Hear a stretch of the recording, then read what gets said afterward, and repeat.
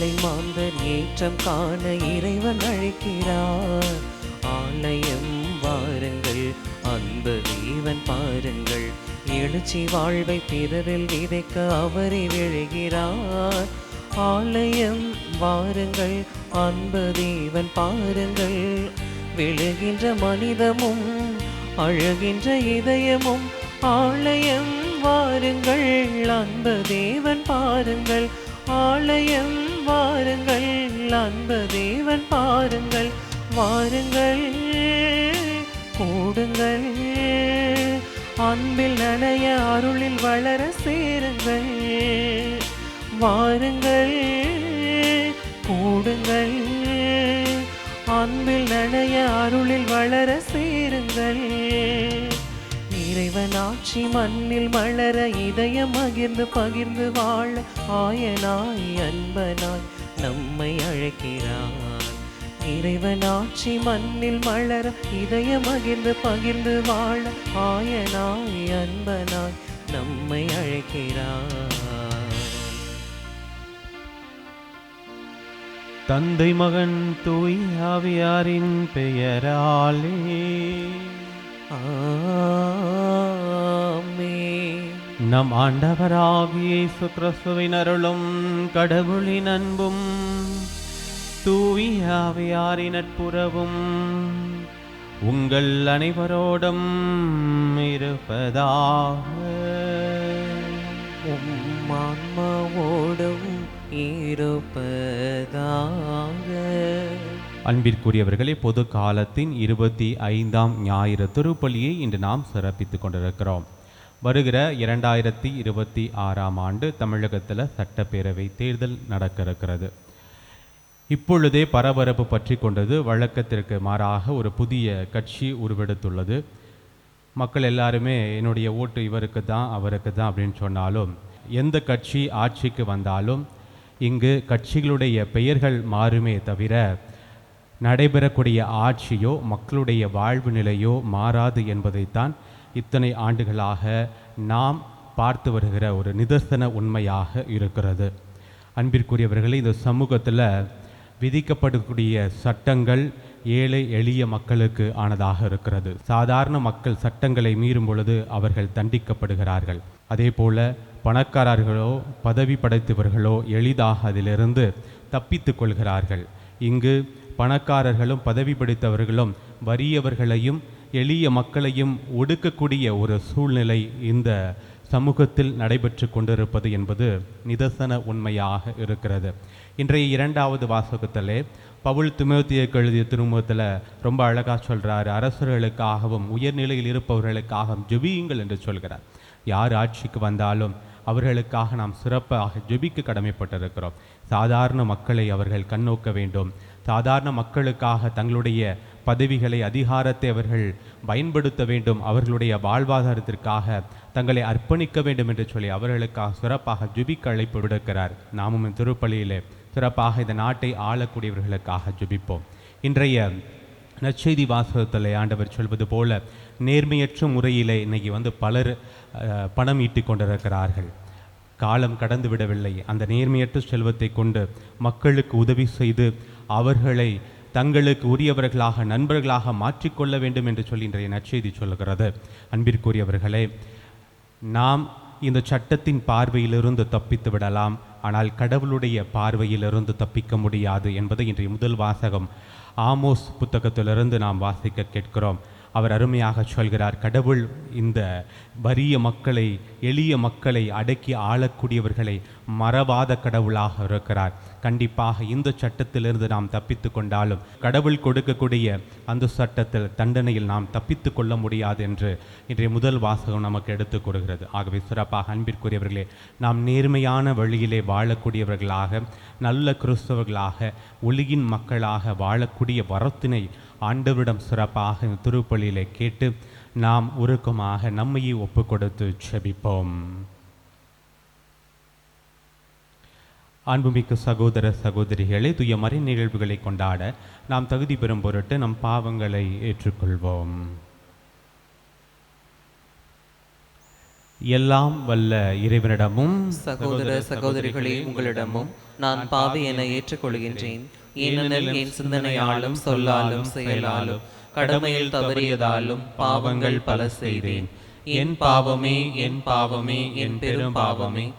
ஆகையால் எப்போதும் கன்னியான புனித மரியாவையும் வானதூதர் புனிதர் அனைவரையும் சகோதர சகோதரிகளே உங்களையும் நம் இறைவனாகிய ஆண்டவரிடம் எனக்காக வேண்டிக் கொள்ள மன்றாடுகின்றேன். எல்லாம் வல்ல இறைவன் நம் மீது இரக்கம் வைத்து நம் பாவங்களை மன்னித்து நம்மை நிலை வாழ்வுக்கு அழைத்துச் செல்வாராக.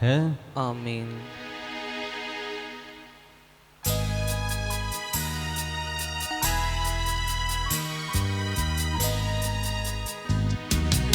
ஆண்டவரே இரக்கமாயிரும். ஆண்டவரே இரக்கமாயிரும். கிறிஸ்துவே கிறிஸ்துவே இரக்கமாயிரும். கிறிஸ்துவே கிறிஸ்துவே இரக்கமாயிரும். ஆண்டவரே இரக்கமாயிரும். ஆண்டவரே இரக்கமாயிரும். இரக்கமாயிரும்.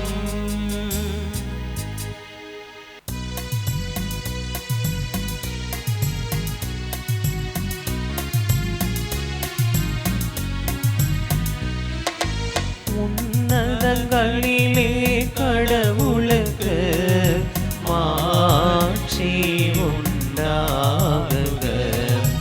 உலகினிலே நல் மனத்தோர்க்கு அமைதி ஆகுக. உம்மை புகழ்கின்றோம், உம்மை வாழ்த்துகின்றோம், உம்மை ஆராதிக்கின்றோம், உம்மை மாட்சிப்படுத்துகின்றோம்.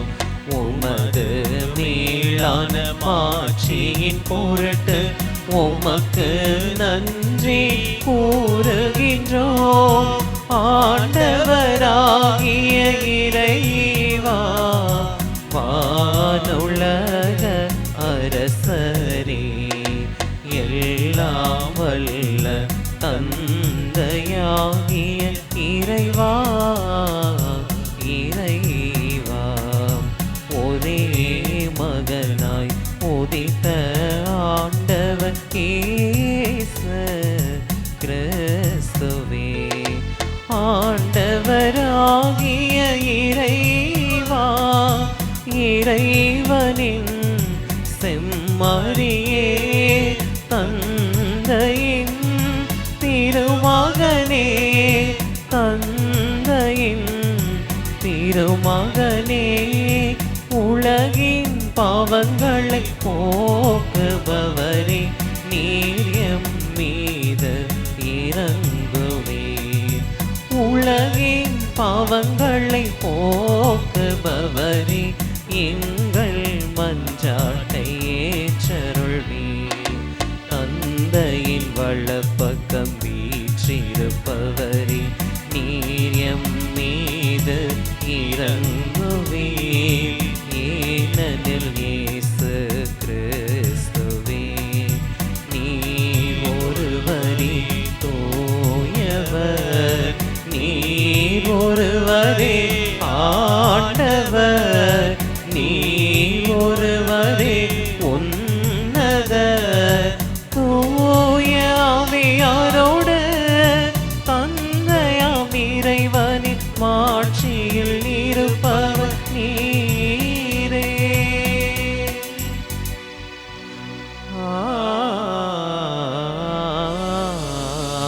ஆமென். ஜெபிப்போமாக.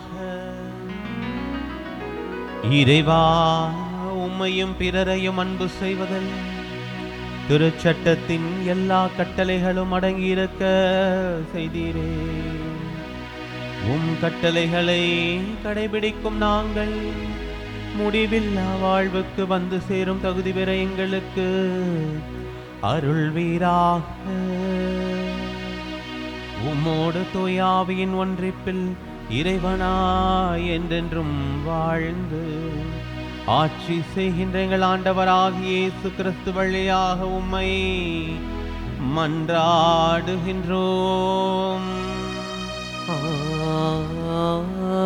ஆமென். வெள்ளி காசுக்கு ஏழைகளையும் 2 காலணிக்கு வரியோரையும் வாங்கலாமா? இறைவாக்கினர் ஆமோஸ் நூலிலிருந்து முதல் வாசகம். அதிகாரம் 8, இறை வார்த்தைகள் 4 தொடங்கி 7 முடிய. வரியோரை நசுக்கி நாட்டில் உள்ள ஒடுக்கப்பட்டோரை அழிக்கின்றவர்களே, இதை கேளுங்கள். நாம் தானியங்களை விற்பதற்கு அமாவாசை எப்பொழுது முடியும்? கோதுமையை நல்ல விலைக்கு விற்பதற்கு ஓய்வு நாள் எப்பொழுது முடிவு பெறும்? மரக்காலை சிறியதாக்கி எடைக்கல்லை கனமாக்கி கள்ள திராசினால் மோசடி செய்யலாம். வெள்ளி காசுக்கு ஏழைகளையும் 2 காலணிக்கு வரியோரையும் வாங்கலாம். கோதுமை பதர்களையும் விற்கலாம் என்று நீங்கள் திட்டமிடுகிறீர்கள் அல்லவா? ஆண்டவர் யாக்கோப்பின் பெருமை மீது ஆணையிட்டு கூறுகின்றார், அவர்களுடைய இந்த செயல்களுள் ஒன்றையேனும் நான் ஒருபோதும் மறக்க மாட்டேன். ஆண்டவரின் அருள்வாக்கு. இறைவனுக்கு நன்றி. பதிலுரை பாடல். திருப்பாடல் 113.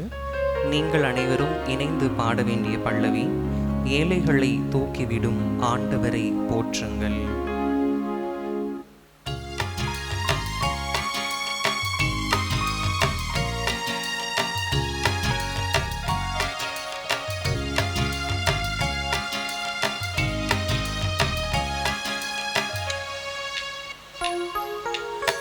ஏழைகளை தூக்கிவிடும் ஆண்டவரை போற்றுங்கள். ஏழைகளை தூக்கிவிடும் ஆண்டவரை போற்றுங்கள். ஆண்டவரை போற்றுங்கள். ஆண்டவரை போற்றுங்கள். ஆண்டவரின் ஊழியர்களே, அவரை புகழுங்கள். அவரது பெயரை போற்றுங்கள். ஆண்டவரது பெயர் வாழ்த்து பெறுவதாக, இப்பொழுதும் எப்பொழுதும் வாழ்த்து பெறுவதாக. ஏழைகளை தூக்கிவிடும் ஆண்டவரை போற்றுங்கள். ஆண்டவரை போற்றுங்கள். மக்களினங்கள் அனைத்திற்கும் ஆண்டவர் மேலானவர். வானங்களையும் விட உயர்ந்தது அவரது மாட்சி. நம் கடவுளாகிய ஆண்டவருக்கு நிகர் யார்? அவர் போல வானளாவிய உயரத்தில் வீற்றிருப்பவர் யார்? அவர் வானகத்தையும் வையகத்தையும் குனிந்து பார்க்கின்றார். ஏழைகளை தூக்கிவிடும் ஆண்டவரை போற்றுங்கள். ஆண்டவரை போற்றுங்கள். ஏழைகளை தூசியிலிருந்து அவர் தூக்கி நிறுத்துகின்றார். வறியோரை குப்பை மேட்டிலிருந்து கை தூக்கி விடுகின்றார். உயர்குடி மக்களிடையே தம் மக்களுள் உயர்குடி மக்களிடையே அவர்களை அமரச் செய்கின்றார். ஏழைகளை தூக்கிவிடும் ஆண்டவரை போற்றுங்கள். ஏழைகளை தூக்கிவிடும் ஆண்டவரை போற்றுங்கள்.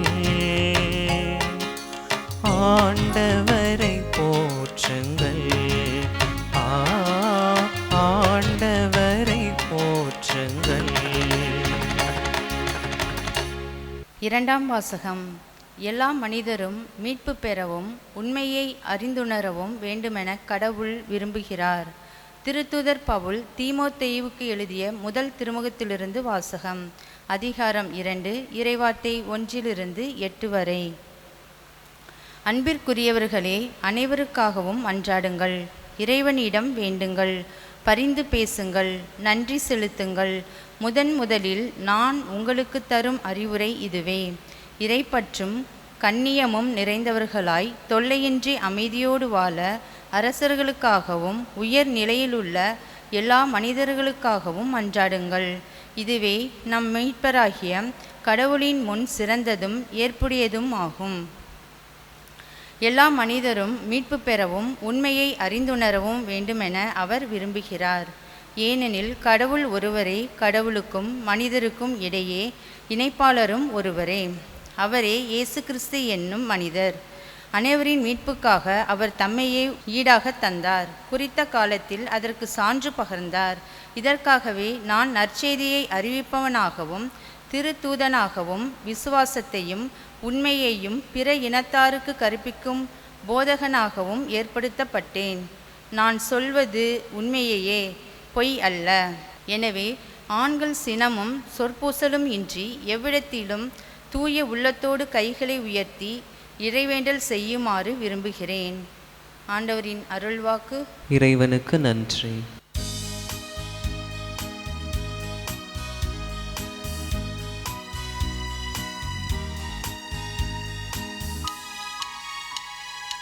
அல்லேலூயா, அல்லேலூ, அல்லேலூயா, அல்லேலூ, அல்லேலூயா, அல்லேலூ, அல்லேலூயா, அல்லேலூ, அல்லேலூயா, அல்லேலூ, அல்லேலூயா, அல்லேலூயா,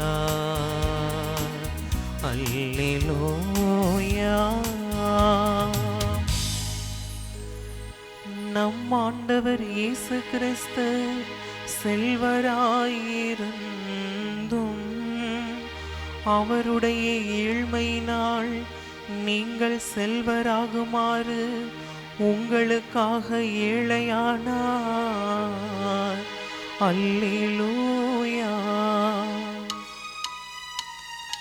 அல்லேலூயா, அல்லேலூ, அல்லேலூயா, அல்லேலூ, அல்லேலூயா, அல்லேலூ, அல்லேலூயா, அல்லேலூ, அல்லேலூயா, அல்லேலூ, அல்லேலூயா, அல்லேலூயா,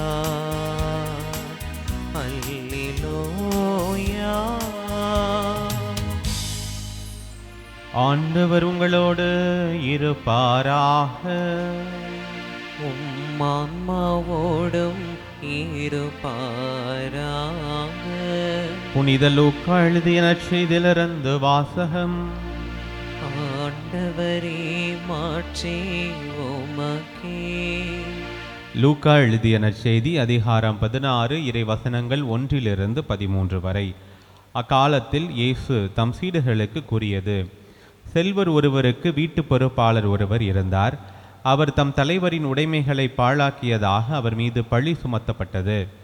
தலைவர் அவரை கூப்பிட்டு, உம்மை பற்றி நான் கேள்விப்படுவது என்ன? உம் பொறுப்பிலுள்ள கணக்கை ஒப்படையும். நீர் இனி வீட்டு பொறுப்பாளராய் இருக்க முடியாது என்று அவரிடம் கூறினார். அந்த வீட்டு பொறுப்பாளர், நான் என்ன செய்வேன்?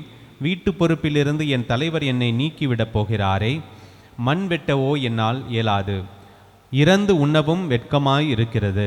வீட்டு பொறுப்பிலிருந்து என்னை நீக்கிவிடும்போது பிறர் என்னை தங்கள் வீடுகளில் ஏற்றுக்கொள்ளும்படி நான் என்ன செய்ய வேண்டும் என எனக்கு தெரியும் என்று அவர் தமக்குள்ளே சொல்லி கொண்டார். பின்பு அவர் தம் தலைவரிடம் கடன்பட்டவர்களை ஒவ்வொருவராக வரவழைத்தார். முதலாவது வந்தவரிடம், நீர் என் தலைவரிடம் எவ்வளவு கடன்பட்டிருக்கிறீர் என்று கேட்டார். அதற்கு அவர் 100 குடம் எண்ணெய் என்றார். வீட்டு பொறுப்பாளர் அவரிடம், இதோ உம் கடன் சீட்டு, உட்கார்ந்து 50 என்று உடனே எழுதும் என்றார். பின்பு அடுத்தவரிடம், நீர் எவ்வளவு கடன்பட்டிருக்கிறீர் என்று கேட்டார். அதற்கு அவர் 100 மூடை கோதுமை என்றார். அவர், இதோ உம் கடன் சீட்டு, 80 என்று எழுதும் என்றார். நேர்மையற்ற அந்த வீட்டு பொறுப்பாளர் முன்மதியோடு செயல்பட்டதால் தலைவர் அவரை பாராட்டினார். ஏனெனில் ஒளியின் மக்களை விட இவ்வுலகின் மக்கள் தங்கள் தலைமுறையினரிடத்தில் மிக்க முன்மதியுள்ளவர்களாய் நடந்து கொள்கிறார்கள். ஆகையால் நான் உங்களுக்கு சொல்கிறேன், நேர்மையற்ற செல்வத்தை கொண்டு உங்களுக்கு நண்பர்களை தேடிக்கொள்ளுங்கள். அது தீரும் பொழுது அவர்கள் உங்களை நிலையான உறைவிடங்களில் ஏற்றுக்கொள்வார்கள். மிகச் சிறியவற்றில் நம்பத்தகுந்தவர் பெரியவற்றிலும் நம்பத்தகுந்தவராயிருப்பார். மிகச் சிறியவற்றில் நேர்மையற்றவர் பெரியவற்றிலும் நேர்மையற்றவராயிருப்பார். நேர்மையற்ற செல்வத்தை கையாளுவதில் நீங்கள் நம்பத்தகாதவராயிருந்தால் யார் உங்களை நம்பி உண்மை செல்வத்தை ஒப்படைப்பார்? பிறருக்கு உரியவற்றை கையாளுவதில் நீங்கள் நம்பத்தகாதவர்களாய்ப்போனால் உங்களுக்கு உரியவற்றை உங்களுக்கு கொடுப்பவர் யார்? எந்த வீட்டு வேலையாலும் 2 தலைவர்களுக்கு பணிவிடை செய்ய முடியாது. ஏனெனில் ஒருவரை வெறுத்து மற்றவரிடம் அவர் அன்பு கொள்வார், அல்லது ஒருவரை சார்ந்து கொண்டு மற்றவரை புறக்கணிப்பார். நீங்கள் கடவுளுக்கும் செல்வத்துக்கும் பணிவிடை செய்ய முடியாது. ஆண்டவரின் அருள் வாக்கு. கிறிஸ்துவே உமக்கு புகழ். கிறிஸ்து இயேசுவில் என் அன்பிற்கும் பாசத்திற்கும் இனிய அன்பான இறை மக்களே, பொதுக்காலத்தினுடைய 25வது ஞாயிறை நாம் எட்டியிருக்கிறோம். இந்த நாளில் ஆண்டவர் இறை வார்த்தையின் வாயிலாக நம்மோடு உரையாட காத்திருக்கிறார். நற்செய்தியோடு வந்திருக்கிற மற்ற வாசகங்களையும் இணைத்து இறைவனுடைய பார்வையில் இந்த இறை வார்த்தை நமக்குள் எப்பேற்பட்ட ஒரு தாக்கத்தை ஏற்படுத்த வேண்டும் என்று நான் சிந்தித்த பொழுது, தியானித்த பொழுது இறைவன் எனக்கு கொடுத்த ஒரு அருமையான வாக்கியம், இது அவ்வளவு கடினமும் அல்ல, இது அவ்வளவு எளிதும் அல்ல. அது எது அப்படின்றதான் இன்றைய மறையுரையில் நாம் இணைந்து சிந்திக்க இருக்கிறோம். இன்றைக்கு வாசிக்கப்பட்ட முதல் வாசகம், 2வது வாசகம், நற்செய்தி வாசகம், இது எல்லாத்துலேயுமே ஒரு செய்தி இலையோடி கொண்டே இருப்பதை உங்களால் காண முடியும்.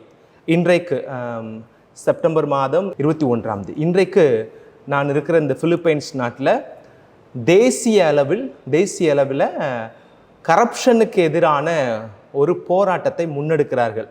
இன்றைக்கி நீங்கள் டிவியிலலாம் நீங்கள் பார்த்தீங்க அப்படின்னா, நீங்கள் இன்டர்நேஷ்னல் நியூஸ் உலக செய்தி பார்க்கக்கூடியவர்களாக இருந்தால் இன்றைக்கு எல்லா செய்தித்தாள்களிலும் சரி தொலைக்காட்சிகளிலும் இந்த ஒரு காரியமானது வெகு அளவில் பேசப்படக்கூடியதாக இருக்கிறது. இந்த நாடு முழுவதும் ஒட்டுமொத்த நாட்டிலையுமே இருக்கிற இளைஞர்கள், ஒரு சில சோஷியல் ஆக்டிவிஸ்ட், அவங்க சேர்ந்து ஆர்கனைஸ் பண்ணுகிற அரசியலிருந்து முற்றிலும் அப்பாற்பட்ட அரசுடைய கவனத்தை ஈர்க்கக்கூடிய ஊழலுக்கு எதிரான ஒரு கவன ஈர்ப்பு பேரணியை இந்த நாடு முழுவதும் இன்றைக்கு நடத்துகிறார்கள். அப்போ இந்த ஊழல் என்பது ஆமோஸ் காலத்திலிருந்து அது இன்று வரை தொடர்ந்து கொண்டே இருக்கிறது. சமூகத்தின் பேரழிவிற்கும், சமூகத்திலே ஒரு ஒட்டுண்ணி போல் இருந்து கொண்டு, ஒரு புழுவாய் இருந்து கொண்டு சமூகத்தினுடைய வளர்ச்சியை, இரத்தத்தை உறிஞ்சக்கூடிய ஒரு வேலையை இந்த ஊழல் என்று செய்கிறது. ஊழல் என்பது தன்னிலையில் செயலற்றது. அதற்கு உயிர் கொடுக்கக்கூடியவர்கள் நம்மை போன்று நம்மோடு வாழக்கூடிய மனிதர்கள் தான். ஆசை அவர்களுக்குள் பேராசையாய் ஊற்றெடுக்கிற பொழுது, நேர்மை செத்து அதர்மம் அவர்களுக்குள் தலை தூக்குகிற பொழுது ஊழல் உலகமெங்கும் விரைவி நிற்கிறது என்று நாம் பார்க்கிறோம். நான் சொல்லக்கூடிய இந்த செய்தி உங்களுக்கு எவ்வளவு தூரம் ஒத்துப்போகும் தெரியல. கடவுளுக்கும் ஊழலுக்கும் ஒரு தொடர்பு இருக்கிறது. கடவுளுக்கும் ஊழலுக்கும் ஒரு ஒரு ஒரு ரிசம்பிளன்ஸ், ஒரு ஒத்துமை இருக்கிறது. என்ன அப்படின்னா, கடவுளும் எங்கும் வியாபித்திருக்கிறார், ஊழலும் எங்கும் வியாபித்திருக்கிறது. கடவுள் எப்படி எங்கும் நீக்கமர இருக்கிறாரோ, தூம்பிலும் துரும்பிலும் இருப்பார் என்று நினைக்கிறோமோ, அதே போல ஊழலும் எல்லா மூலை முடுக்குகளிலும் இந்த ஊழல் இன்றைக்கு விரவி காணப்படுகிறது. 2வது, கடவுளுக்கும் இந்த ஊழலுக்கும் இருக்கிற ஒரு தொடர்பு என்னன்னா, கடவுளை நாம் கண்ணால் நேரடியாக காண முடியாது. இயற்கையில பார்க்க முடியும், உங்கள் மீது இருக்கிற அக்கறை கொள்கிற நல விரும்பிகளில் பார்க்க முடியும். அதே போல சமூக சேவை செய்யக்கூடிய மக்களிட பார்க்க, நல்ல மனிதர்களிடமும் நம்ம என்ன செய்ய முடியும்? கடவுளை பார்க்க முடியும். இந்த இயற்கையில கடவுளை நம்மளால பார்க்க முடியும். நேரடியாக கடவுளை என்ன செய்ய முடியாது? கண்ணால் பார்க்க முடியாது, ஒரு சில பேரை தவிர. அப்படிதான் நான் நினைக்கிறேன். ஆனால் அதே போல தான் இந்த பக்கம் ஊழலையும் நம்ம கண்ணால் நேராக பார்க்க முடியாது. ஆனால் ஒரு சில உருவங்களை நம்ம சமூகத்தில் பார்க்க முடியும். தகுதியான இடத்தில் தகுதி இல்லாத ஒருவர் பொறுப்பெடுத்திருக்கிறாருன்னா அங்கே ஊழல் இருக்குதுன்னு அர்த்தம். அதே நேரத்தில் தகுதி உள்ள ஒரு மனிதர் தகுதியற்ற நிலையில் மாற்றப்படுகிறார்னாலும் அங்கு ஊழல் இருக்கிறது அப்படின்றதான் நம்ம அர்த்தமாக கொள்ள வேண்டும். அப்போ இந்த ஊழலை கிட்டத்தட்ட ஆமோஸ் காலத்திலிருந்து இன்று வரை பேசி பேசி பேசி நாம் வந்தாலும் கூட அது தன்னுடைய வேலையை தன்னுடைய பணியை சரியாக செய்து கொண்டிருக்கிறது. அது எங்கும் நீக்கமர நிறைந்து சிம்மாசனம் போட்டு அமர்ந்திருக்கிறது என்பதை இன்றைய வாசகம் நமக்கு சொல்லுகிற இந்த சூழ்நிலையில் நேர்மையாக வாழ்வதற்கான ஒரு அழைப்பாக இன்றைய வாசகம் நமக்கு கொடுக்கப்பட்டிருக்கிறது. இதில் பாருங்களேன், இன்றைக்கு வாசிக்கப்பட்ட 2வது வாசகத்தினுடைய ஒரு பகுதி 1 தீமோத்தேயு 2வது அதிகாரத்தின் 2வது வசனம். முதலில் நான் உங்களுக்கு கூறும் அறிவுரை இதுவே.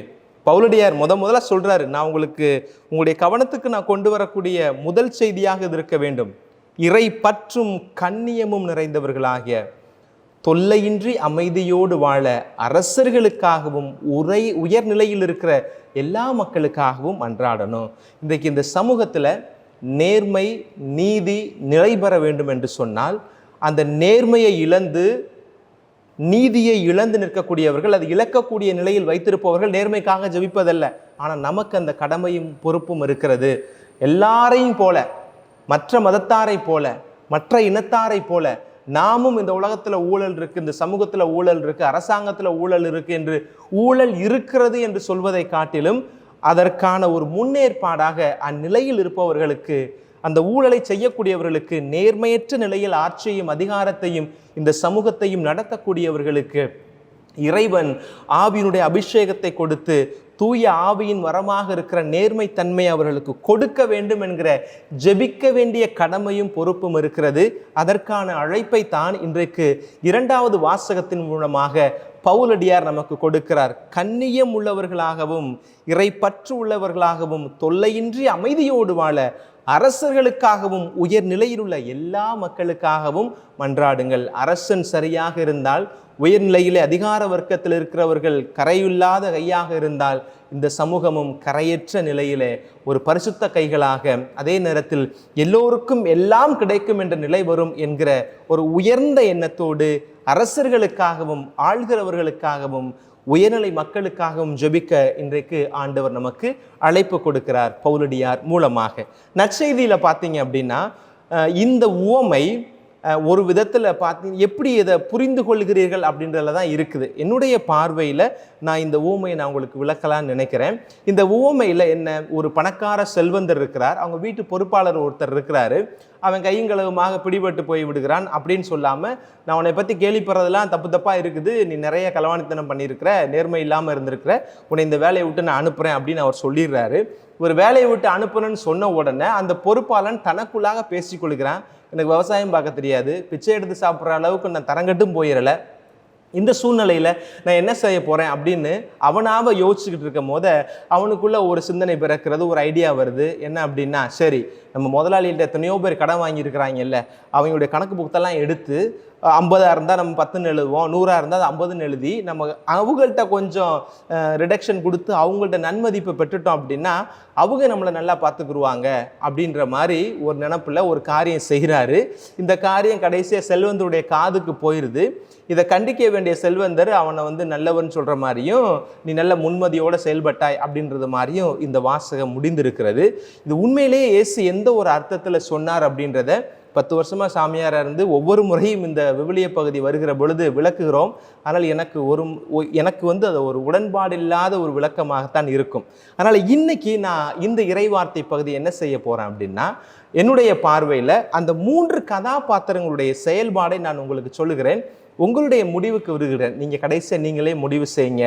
இந்த உவமை மூலமாக ஆண்டவர் நமக்கு சொல்ல வர செய்தி என்ன என்பதை நீங்களே முடிவு செய்யுங்க. 3 கதாபாத்திரம். 1, பணக்கார முதலாளி இருக்கிறார். அவரை பற்றி பாருங்களே. பணக்கார என்னை பொறுத்தவரை 3 பேருமே களவாணிகள், 3 பேருமே கெட்டவங்க தான். அவங்க சூழலுக்கு ஏற்றாப்புல அவங்க ப்ளே பண்ணுறாங்க. முதல்ல பாருங்களே, அந்த பணக்கார முதலாளி அவன் என்ன செய்கிறான், அவனுக்கு உண்மையை தெரிகிறதுக்கு முன்னாடி கேள்விப்படுகிறான். என்ன சொல்கிறாரு, உம்மை பற்றி நான் கேள்விப்படுவது ஏன் ஏன் இப்படி உன்னை பற்றி நான் கேள்விப்படுறேன், நீ லஞ்சம் வாங்கியிருக்கிற, நீ வந்து சரியான கணக்கு வழக்கு காமிக்கிறது இல்லை அப்படின்னு நான் உன்னை பற்றி நான் கேள்விப்பட்டிருக்கிறேன் அப்படின்னு சொல்லிட்டு அவர் முடிவெடுக்கிறார். என்ன முடிவு? உன்னை வேலையை விட்டு தூக்குறேன்னு. அப்போ இந்த இடத்துல யோசிச்சு பாருங்க, ஒரு முதலாளியாக இருக்கிறவர், நீங்கள் முதலாளியாக இருந்தீங்கன்னா அல்லது நாம் இருந்தோம்னா அப்படின்னு நீங்கள் யோசிச்சு பாருங்க. ஒரு முதலாளியாக இருக்கிறவர், ஒரு பொறுப்பில் இருக்கிறவர், அவருக்கு கீழே இருக்கிற சபார்டினேட்டாக இருக்கிற ஒருத்தர் ஒரு தப்பு செய்கிறாருன்னு சொல்லி யாரோ ஒருத்தர் சொல்கிறாங்க அப்படின்னா காதால் கேட்டுட்டு இவர் அப்படியே முடிவெடுக்கிறார். இது சரியா? ஒரு பொறுப்பில் இருக்கிறவருக்கு சரியாக இருக்குமா? நம்மளை ஒரு யாரோ ஒருத்தரை பற்றி நமக்கு ஒரு குறைபாடு வருகிறது அல்லது ஒரு பிராந்து வருது அப்படின்னா அதை நம்ம கேட்டுட்டு தீர விசாரிக்கணும். அதான் நமக்கு தமிழ் அழகா மக்கள் அடிக்கடி பயன்படுத்தக்கூடிய ஒரு சொல்லாடல், கண்ணால் காண்பதும் போய் காதால் கேட்பதும் போய் தீர விசாரிப்பதே மெய். ஆனால் இந்த முதலாளி எந்த விசாரணையும் இல்லாமல் அவன் மேலே ஒரு முடிவு எடுத்துட்டார். அவர் தப்பா ரைட்டா அப்படின்றது ரெண்டாவது பகுதி. அந்த பணக்கார முதலாளி செஞ்சது சரியா தப்பா?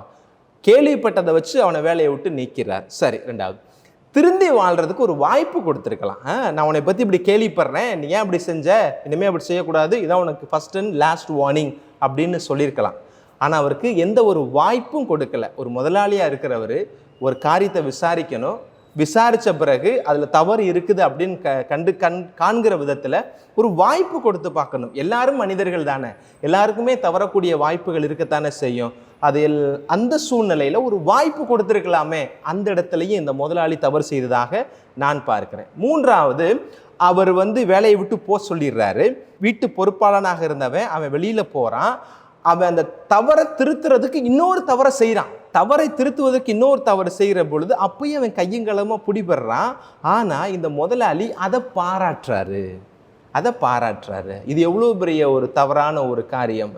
நீ முன்மதியோடு செயல்பட்ட, அதனால் உனக்கு நல்ல பொறுப்பை தரேன்னு இவர் சொல்கிறார். இவர் நல்ல முதலாளியான்றதை பார்க்குறதுக்கு இந்த 3 கருத்தையும் யோசிச்சு பாருங்கள். என்னுடைய பார்வையில் அந்த பணக்காரன் நல்லவன் அல்ல.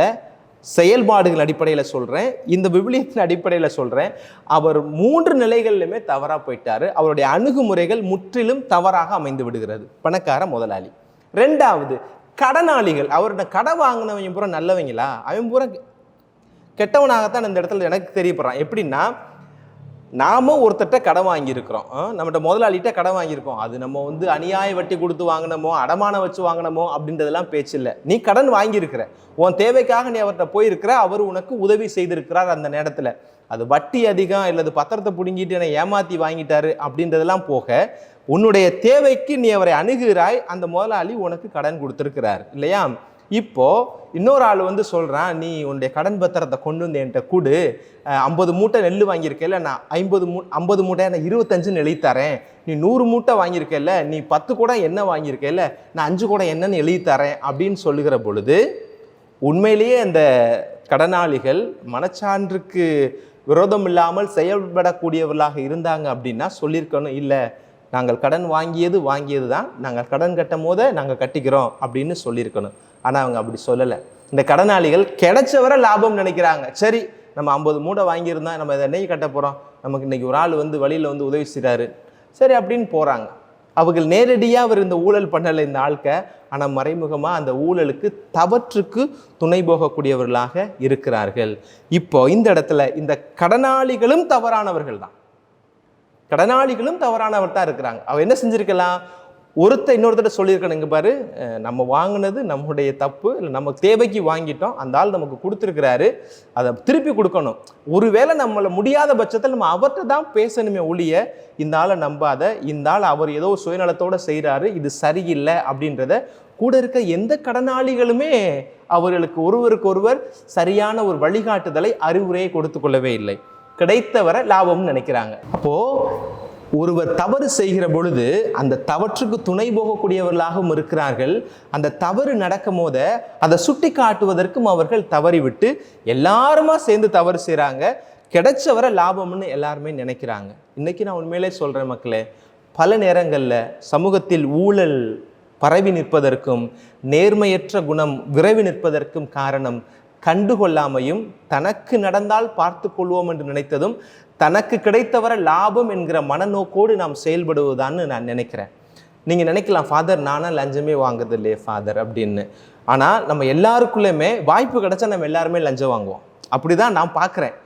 வாய்ப்பு கிடைக்காத வரை நான் நல்லவனாக இருக்கிறேன், வாய்ப்பு கிடைச்சு நான் நல்லவனாக இருக்கிறேனா அப்படின்னு நீங்கள் யோசிச்சு பாருங்களேன். உதாரணத்துக்கு நீங்கள் கடையில் போய் ஒரு பொருள் வாங்குறீங்க, நம்ம ஊரை பொறுத்தளவில், இந்தியாவை பொறுத்தளவில் எல்லா கடைகளிலுமே ரொம்ப ஸ்டாண்டர்டான கடைகளை தவிர இன்றைக்கு எல்லா கடைகளிலுமே பில்லு போடணும்னு கவர்மெண்ட் ஒரு திட்டம் கொண்டு வந்திருக்கிறது. அது கவர்மெண்ட்டுக்கு டேக்ஸ் கட்டுறதுல நமக்கு 1008 உடன்பாடு இருக்கலாம், இல்லாமலும் இருக்கலாம். கவர்மெண்ட் அநியாய வட்டி போடுது, அநியாய டேக்ஸ் போடுது அப்படின்னு நம்ம சொல்லலாம். ஆனால் கடையில் ஒரு பொருள் வாங்குகிற பொழுது எல்லா பொருளுக்குமே அதற்கான இந்த டேக்ஸ் அப்படின்றது கட்டாயம் இருக்கத்தான் செய்கிறது. ஆனால் எல்லா கடைக்காரனுமே நம்மகிட்ட என்ன கேட்பாங்க தெரியுமா? பில்லு போடணுமா வேணாமா அப்படின்னு கேட்பாங்க. 100க்கு 99% மக்கள் என்ன சொல்லுவோம் அப்படின்னா பில்லு வேணாம் அப்படின்வோம். ஏன்னா அந்த பில்லு கட்டினா கூட ஒரு 50 ரூபா நமக்கு என்ன செய்யணும், டேக்ஸ் கட்டுற மாதிரி வரும். அது 50 ரூபா நம்ம சேவ் பண்ணிடலாமே நினைக்கிறோம் பார்த்தீங்களா? அப்படி நினைக்கிற எல்லாருமே, அப்படி நம்ம செஞ்சுருந்தோம் அப்படின்னா நம்ம எல்லாருமே ஊழல்வாதிகள் தான். கொடுக்க வேண்டியதை அரசுக்கு ஏசாத்தானே சொல்றாரு, கடவுளுக்கு கொடுக்க வேண்டியதை கடவுளுக்கு கொடு, அரசுக்கு கொடுக்க வேண்டியதை அரசுக்கு கொடு அப்படின்றாரு. ஆனால் அந்த டாக்ஸ் எக்ஸம்ஷன் வாங்குறதுக்காக நாம் செய்கிற அந்த 10 ரூபாய்க்கு 5 ரூபாய்க்கு 50 ரூபாய்க்கு ஆசைப்பட்டு நம்முடைய நேர்மையை இழந்து நிற்கிறோம் இல்லையா? நம்மளாம் நேர்மையாளர்ன்னு சொல்வதற்கு தகுதி இல்லாமல் போய்விடுகிறோம். அதனால தான் சொல்கிறேன், வாய்ப்பு கிடைக்கிற பொழுது எல்லாருமே தப்பு பண்ணுறோம் அப்படின்றத இந்த கடனாளிகளோடு நம்மை தொடர்படுத்தி பார்க்க முடிகிறது. விடுதலை பயண நூல் 23:8 சொல்லுகிறது பாருங்களேன், கையூட்டு வாங்காதே. அது நேரடி கையூட்டாக இருக்கலாம் அல்லது மறைமுக கையூட்டாக இருக்கலாம். நம்மலாம் டைரெக்டாக நம்ம கையூட்டு வாங்குறது இல்லை. இப்போ நான் அந்த பில்லு வாங்குறத சொன்னேன், கேஸ்லின் போய் நம்ம போடுறோம், டீசல் போடுறோம், பெட்ரோல் போடுறோம், நம்ம பில்லு வாங்குறது இல்லை. அதெல்லாம் ஒரு விதத்தில் கையூட்டு தான்.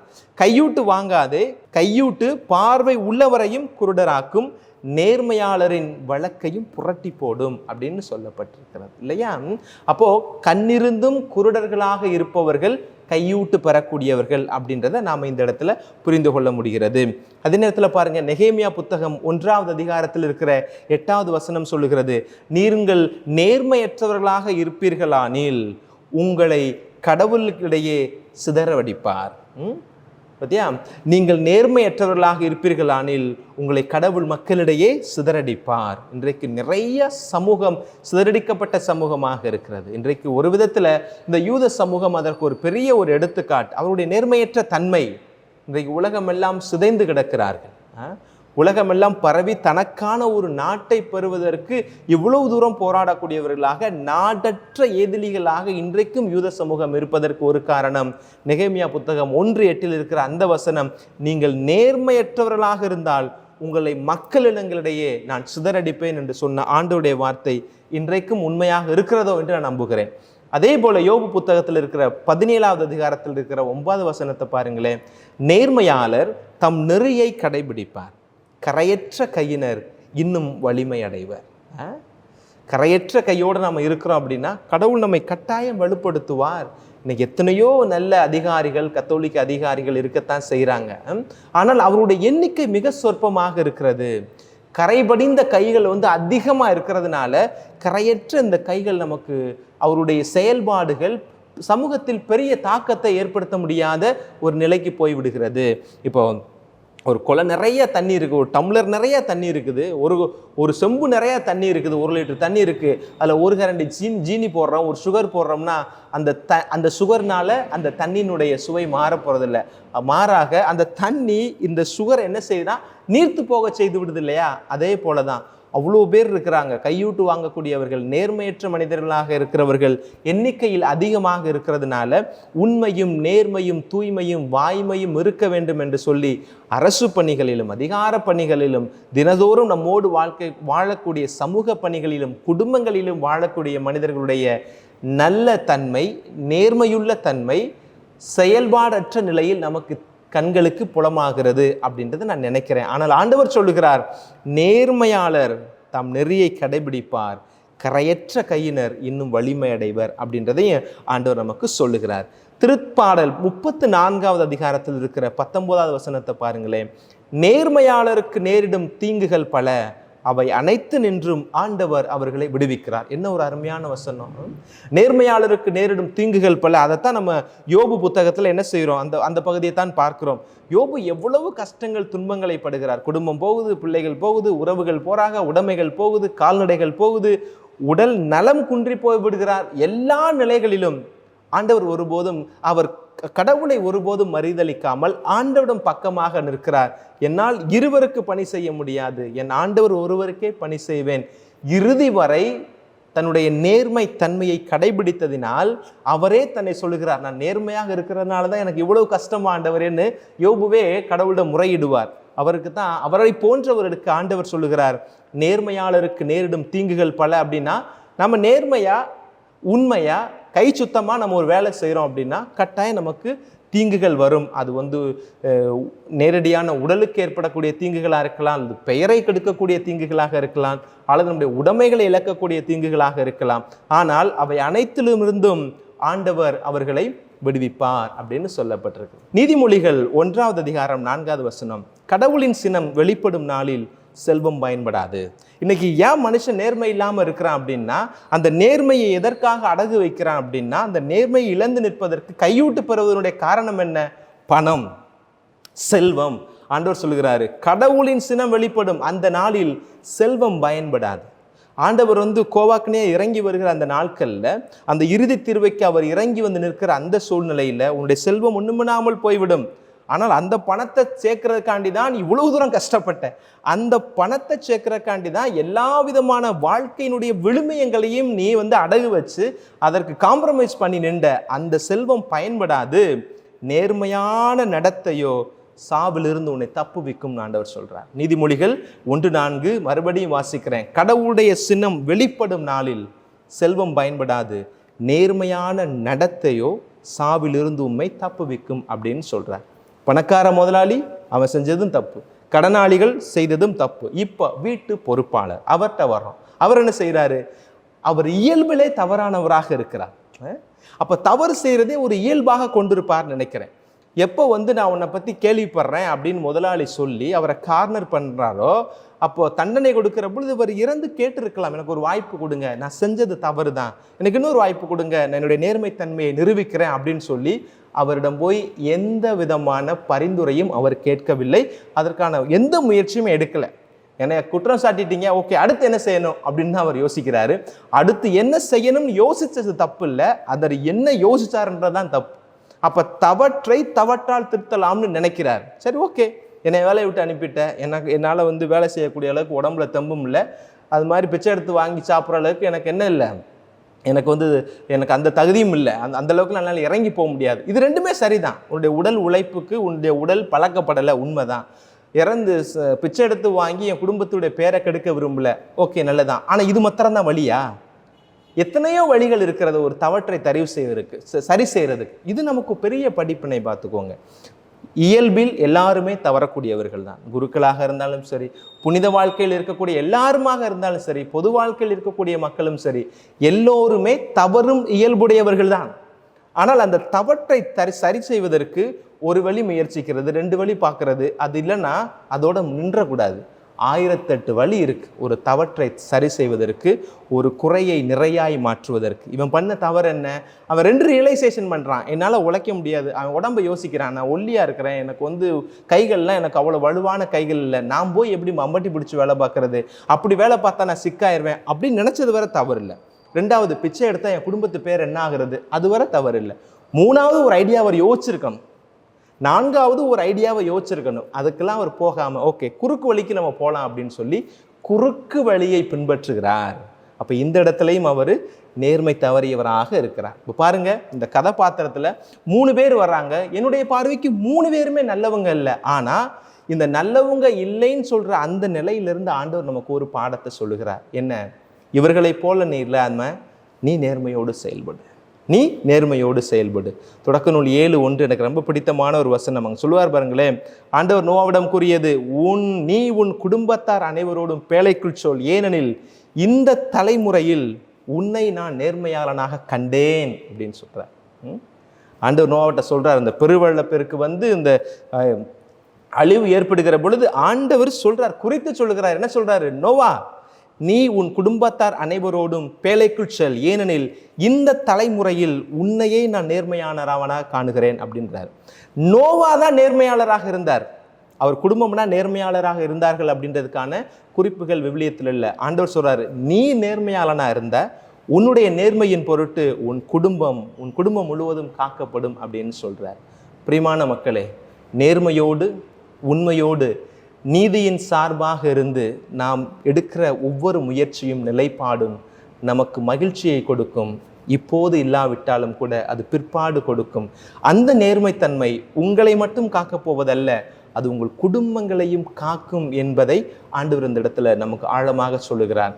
இது உண்மையிலும் உண்மையான வார்த்தை, ஏனெனில் இது கடவுளுடைய வார்த்தை. இன்றைக்கு முதல் வாசகத்தில் பாருங்க, கோதுமை எப்படா வைக்கலான்னு உட்கார்ந்துருக்கிற, அமாவாசை வந்தால் வித்தலான்னு பார்க்குற, ஏச்சு பிழைக்கலான்னு பார்க்குற, தராசு எடையை கூட்டி வச்சு பார்க்குற, இதெல்லாம் செஞ்சு என்னத்தை பண்ண போகிற? பணத்தை தானே சம்பாதிக்க போகிற.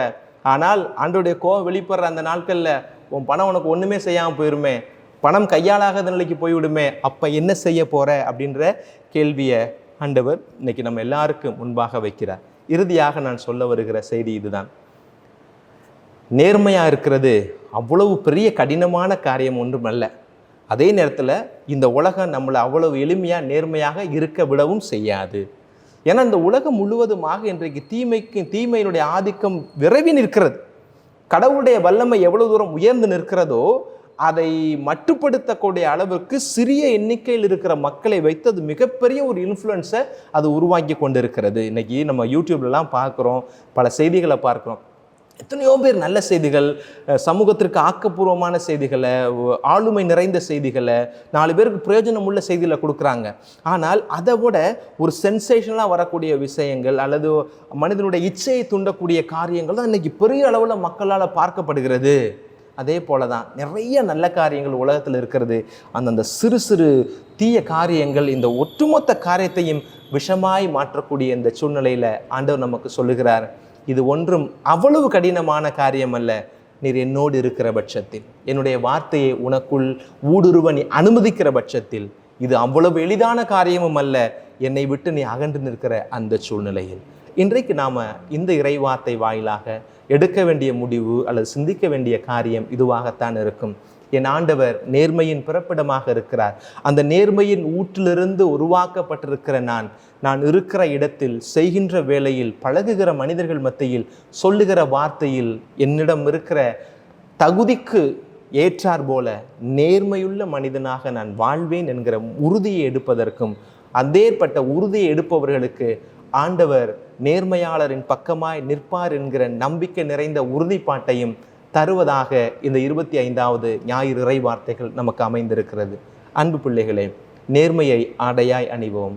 ஆண்டவர் நம் ஒவ்வொருவரையும் காப்பார், துணை நிற்பார், வழிகாட்டுவார். ஆமென். அனைவரும் இணைந்து நம்முடைய நம்பிக்கையை அறிக்கையிடுவோம்.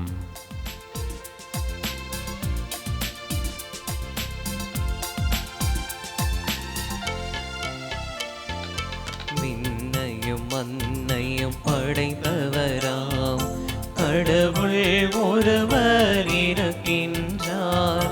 தந்தை மகன் தூய ஆவியராய் ஒன்றாய் வாழ்வோரை நம்புகிறேன். தூய ஆவியின் வல்லமையால் இறைமகன் நமக்காய் மனிதரானார். கன்னி மரியிடம் பிறந்தவராம் இயேசுவை உறுதியாய் நம்புகிறேன். பிலாத்துவின் ஆட்சியில் பாடுபட்டார், சிலுவையில் இறந்து அடக்கப்பட்டார். 3ஆம் நாளில் உயிர் தெழுந்தார், இறப்பின் மீதே வெற்றி கொண்டார். விண்ணகம் வாழும் தந்தையிடம் அரியணை கொண்டு இருக்கின்றார். உலகம் முடியும் காலத்திலே நடுவராய் திரும்பவும் வந்திடுவார். தூய ஆவியாரை நம்புகிறேன், பாரினில் அவர் துணை வேண்டுகிறேன். பாவ மன்னிப்பில் தூய்மை பெற்று பரிகார வாழ்வில் நிலைத்திடுவேன். திரு அவை உரைப்பதை நம்புகிறேன், புனிதர்கள் உறவை நம்புகிறேன். உடலின் உயிர்ப்பை நிலை வாழ்வை உறுதியுடனே நம்புகிறேன். வாழ்கிறேன்.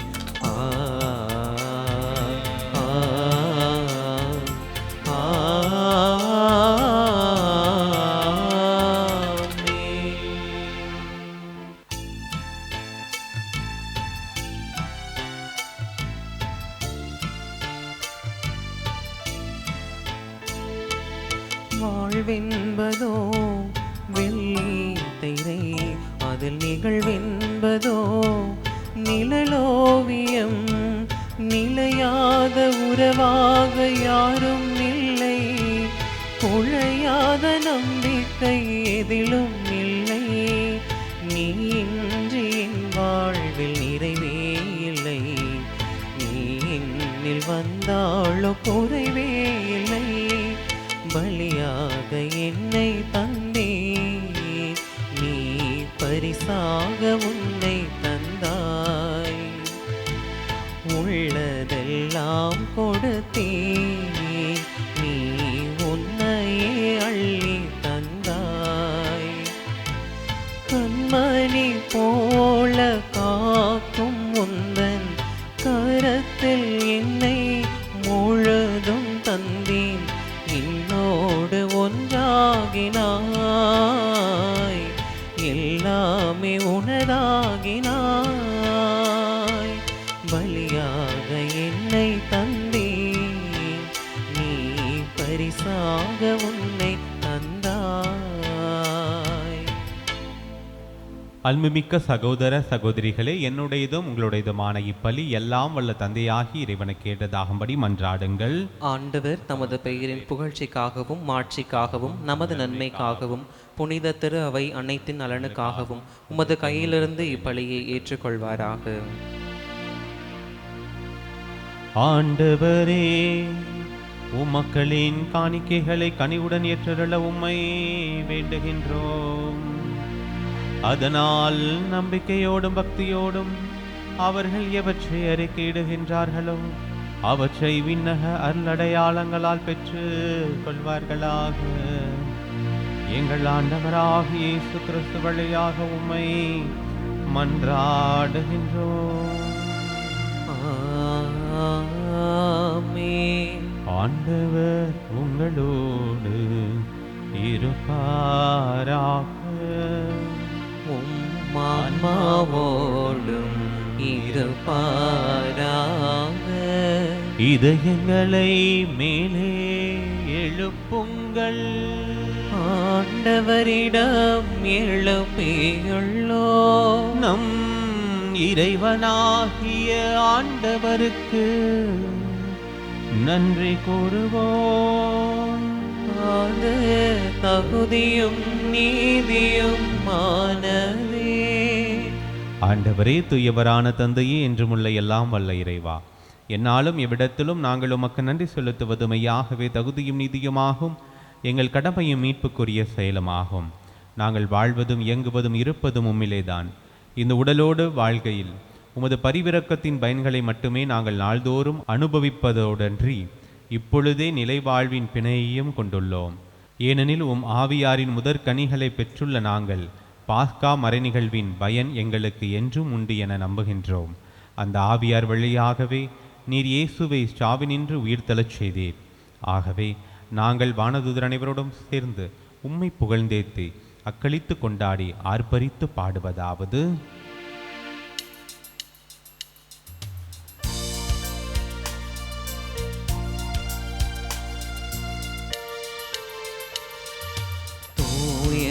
தூயவர் தூயவர் வான்படைகளின் கடவுளாம் ஆண்டவர். விண்ணகமும் மன்னகமும் உமது மாட்சியால் நிறைந்துள்ளன. உன்னதங்களிலே ஓசானா, உன்னதங்களிலே ஓசானா. ஆண்டவர் பெயரால் வருகிறவர் ஆசி பெற்றவர். உன்னதங்களிலே ஓசானா, உன்னதங்களிலே ஓசானா. ஆண்டவரே, நீர்மையாகவே தூயவர், தூய்மை அனைத்துக்கும் ஊற்று.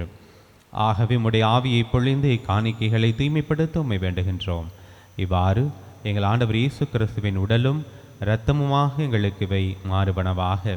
அவர் பாடுபட உளம் கனிந்து தம்மை கையளித்த போது அப்பத்தை எடுத்து நன்றி செலுத்தி அதை பிட்டு தம் சீடர்களுக்கு அளித்து அவர் கூறியதாவது: அனைவரும் இதிலிருந்து பெற்று உண்ணுங்கள், ஏனெனில் இது உங்களுக்காக கையளிக்கப்படும் என் உடல்.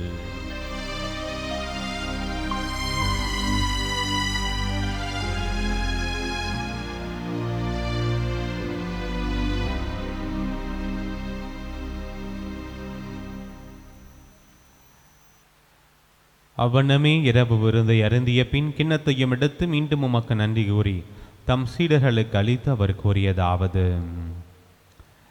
அனைவரும் இதிலிருந்து பெற்று பருகுங்கள், ஏனெனில் இது புதிய நிலையான உடன்படிக்கைக்குரிய இரத்தத்தின் கிண்ணம். இது பாவ மன்னிப்புக்கென்று உங்களுக்காகவும் பலருக்காகவும் சிந்தப்படும். இதை என் நினைவாக செய்யுங்கள்.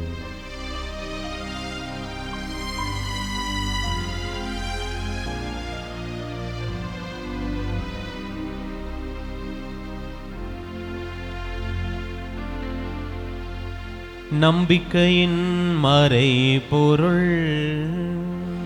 ஆண்டவரே, நீர் வருமளவும் உமது இறப்பினை அறிக்கையிடுகின்றோம், உமது உயிர்ப்பினையும் எடுத்துரைக்கின்றோம்.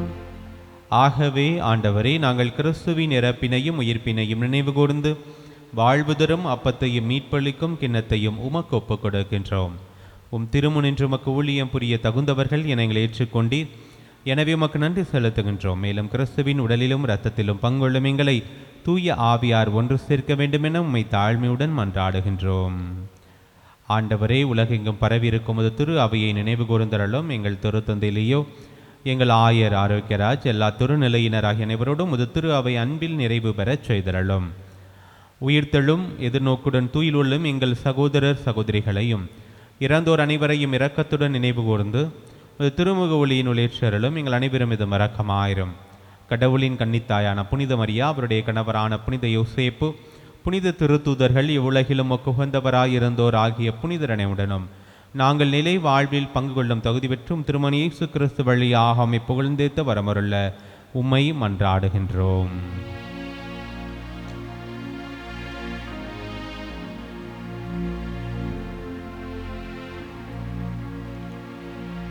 இவர் வழியாக இவரோடு இவரில் எல்லாம் வல்ல இறைவனாகிய தந்தையே, தூய ஆவியாரின் ஒன்றைப்பில் எல்லா புகழும் மாட்சியும் என்றென்றும் உமக்கு உரியதே. ஆமென், ஆமென், ஆமென்.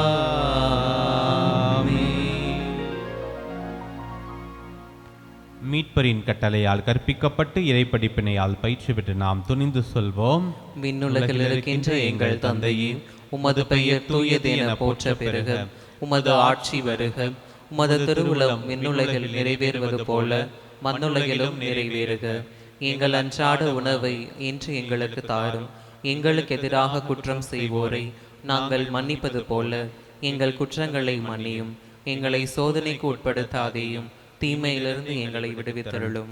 ஆண்டவரே, தீமை அனைத்திலிருந்தும் எங்களை விடுவித்து எங்கள் வாழ்நாளில் அமைதியை கனிவுடனர்களும் மன்றாடுகின்றோம். உமது இரக்கத்தின் உதவியால் நாங்கள் பாவத்திலிருந்து எப்போதும் விடுதலை பெற்று யாதொரு கலக்கமுமின்றி நலமாயிருப்போமாக. நாங்கள் எதிர்நோக்கியிருக்கும் பெருன்பத்துக்காகவும் எம் மீட்பராகிய இயேசு கிறிஸ்துவின் வருகைக்காகவும் காத்திருக்கின்றோம். ஏனெனில் ஆட்சியும் வல்லமையும் ஆட்சியும் என்றென்றும் உமதே. ஆண்டவரே இயேசு கிறிஸ்துவே, அமைதியை உங்களுக்கு விட்டுச் செல்கின்றேன், என் அமைதியையே உங்களுக்கு அளிக்கின்றேன் என்றும் திருத்தூதர்களுக்கு மொழிந்தீரே. எங்கள் பாவங்களை பாராமல் உமது திரு அவையின் நம்பிக்கையை கண்ணோக்கி உமது திருவுள்ளத்திற்கு ஏற்பதற்கு அமைதியும் ஒற்றுமையும் அளித்திருள்வீராக என்றென்று வாழ்ந்து ஆட்சி செய்கின்றவர் நீரே. ஆமென். ஆண்டவருடைய அமைதி உங்கள் அனைவரோடும் என்றும் இருப்பதாக. உம் ஆன்மாவோடும் இருப்பதாக. ஒருவருக்கொருவர் ஆண்டவருடைய அமைதியை மகிழ்ச்சியோடு பகிர்ந்து கொள்வோம். உலகின் பாவங்களை போக்கும் இறைவனின் செம்மறியே, எங்கள் மேல் இரக்கமாயிரும். உலகின் பாவங்களை போக்கும் இறைவனின் செம்மறியே, எங்கள் மேல் இரக்கமாயிரும். உலகின் பாவங்களை போக்கும் இறைவனின் செம்மறியே, எங்களுக்கு அமைதியை அளித்தருளும். ஆண்டவரே இயேசு கிறிஸ்துவை நாட்களும் திருவுடலும் திரு ரத்தமும் என்னை நீதி தீர்ப்புக்கும் தன்னைக்கும் உள்ளாக்காமல் உமது பரிவிரக்கத்தின் மனதுக்கும் உடலுக்கும் பாதுகாப்பாகவும் நலமளிக்கும் அருமருந்தாகவும் இருப்பனவாக. இதோ இறைவனின் செம்மறி, இவரை உலகின் பாவங்களை போக்குபவர். செம்மறியின் விருந்துக்கு அழைக்க பெற்றோர் பேறு பெற்றோர். ஆண்டவரே, நீர் நிலத்தில் எழுந்தருள நான் தகுதியற்றவன். ஆனால் ஒரு வார்த்தை மட்டும் சொல்லி அருளும், எனது ஆன்மா நலமடையும். காத்துமித்து வாழ்வழிப்பதா. ஆசை திருவிருந்துக்கான மன்றாட்டு. ஆண்டவரே, நீர் என் இல்லத்தில் எழுந்தருள நான் தகுதியற்றவள். ஆனால் ஒரு வார்த்தை மட்டும் சொல்லியருளும் என்று நூற்றுவர் தலைவன் ஜெபித்தது போல நாங்களும் இப்போது உம் திருப்பாதம் பணிந்து வேண்டுகிறோம். இனிய இயேசுவே, நாங்கள் தகுதியற்றவர்களாய் இருந்தாலும் எங்கள் தகுதியின்மையை பாராமல் நீர் எங்கள் உள்ளங்களில் எழுந்து வாரும். உம் அன்பிலும் அருளிலும் நாங்கள் நிலைத்திருக்க எம்முள் எழுந்து வாரும். நன்மை செய்வதில் ஆர்வமுள்ளவர்களாய் தீமைகள் அனைத்திலிருந்தும் விடுதலை பெற்றவர்களாய் வாழவும் எங்களை வழிநடத்த வாரும். எல்லா நலன்களாலும் வளங்களாலும் எங்களை நிரப்ப வாரும். ஆமென். நன்றி கூறி மன்றாடுவோமாக. ஆண்டவரே, உம் அருளடையாளங்களால் புத்துயிர் பெற்ற எங்களுக்கு உமது இடையராத உதவியை கனிவுடன் என்றும் அருள்வீரா. அதனால் மீட்பின் பயனை மறை நிகழ்வுகளிலும் அன்றாட வாழ்விலும் பெற்றுக்கொள்வோமாக. எங்கள் ஆண்டவராகிய இயேசு கிறிஸ்து வழியாக உம்மை மன்றாடுகின்றோம்.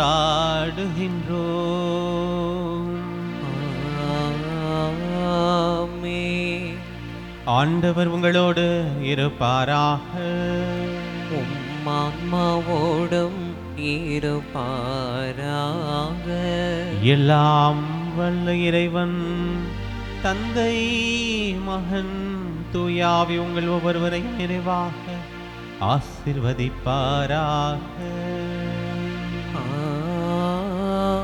ஆமென். சென்று வாருங்கள், திருப்பலி நிறைவேறிற்று. இறைவனுக்கு நன்றி.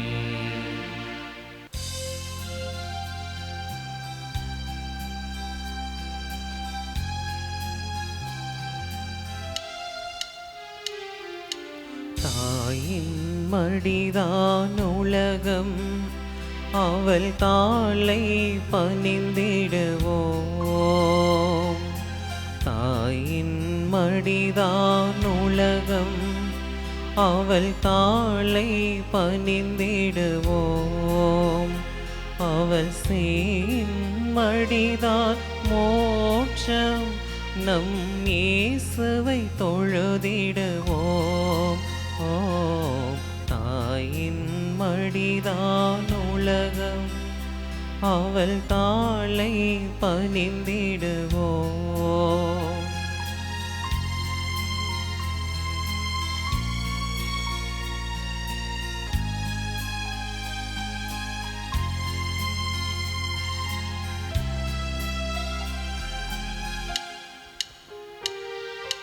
பிள்ளை என்றும் வாழ நல்லது எல்லாம் தருவாள். பிள்ளை என்றும் வாழ நல்லது எல்லாம் தருவாள். அவள் உள்ளம் என்றும் மகிழ உண்மை வழியில் நாம் நடப்போம். தாயின் மடிதான் உலகம், அவள் தாளை பணிந்திடுவோம்.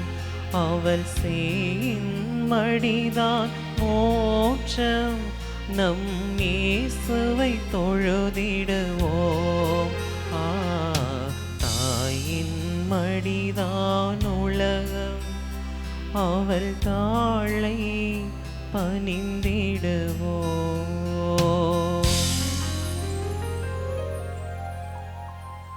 தந்தை, மகன், தூய ஆவியின் பெயராலே ஆமென்.